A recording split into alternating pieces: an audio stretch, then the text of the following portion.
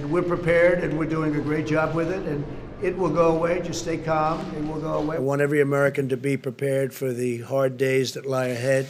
We're going to go through a very tough 2 weeks. Because of all we've done, the risk to the American people remains very low. It's absolutely critical for the American people to follow the guidelines for the next 30 days.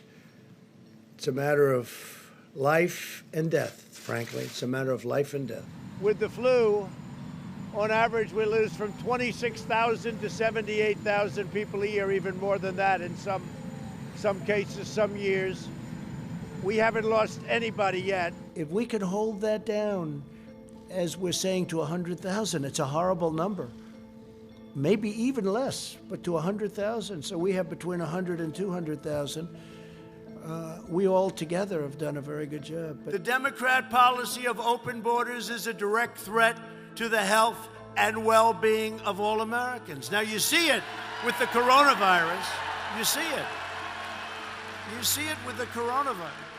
We must put politics aside, stop the partisanship, and unify together as one nation and one family. Now, the virus that we're talking about having to do, a lot of people think that goes away in April with the heat, but they think August, could be July, could be longer than that. We're considering a national emergency declaration that would allow states and local governments to cap FEMA aid. I don't think you'll need that because I really think we're in extremely good shape.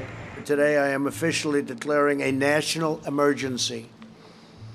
2 very big words. When you have 15 people, and the 15 within a couple of days is going to be down to close to zero, that's a pretty good job we've done. I've been watching them bring in trailer trucks, freezer trucks. They're freezer trucks because they can't handle the bodies. There's so many of them. We have done an incredible job. We're going to continue.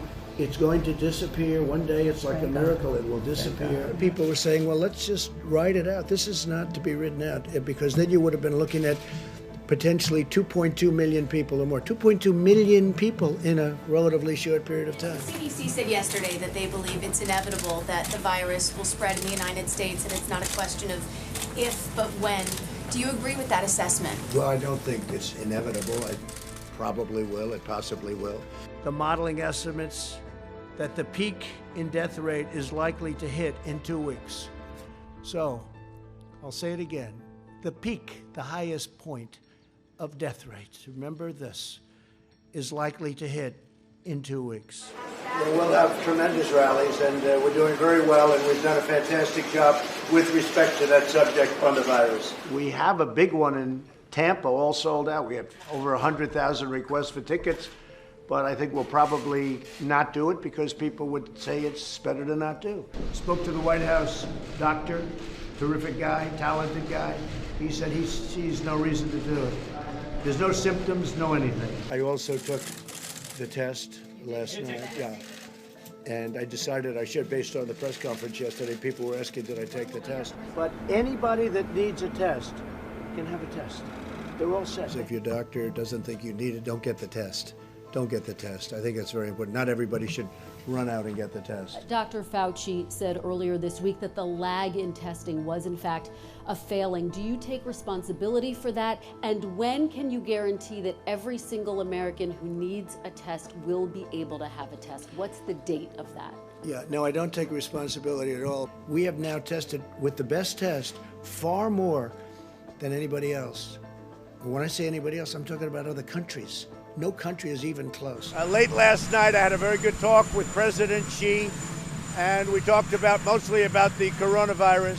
They're working really hard, and I think they're doing a very professional job. But I'm a little upset with China, I'll be honest with you, because as much as I like President Xi and as much as I respect the country, and they should have told us about this.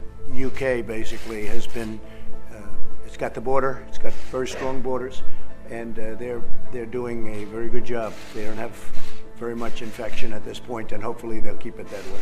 All of a sudden, they went hard the other way because they started seeing things that weren't good. So they were, they put themselves in a little bit of a problem. Now Boris tested positive, and I hope he's going to be fine. A lot of people are staying here, and they're going to be doing their business here. They're going to be traveling here.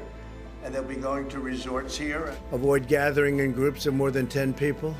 Avoid discretionary travel, and avoid eating and drinking at bars, restaurants, and public food courts.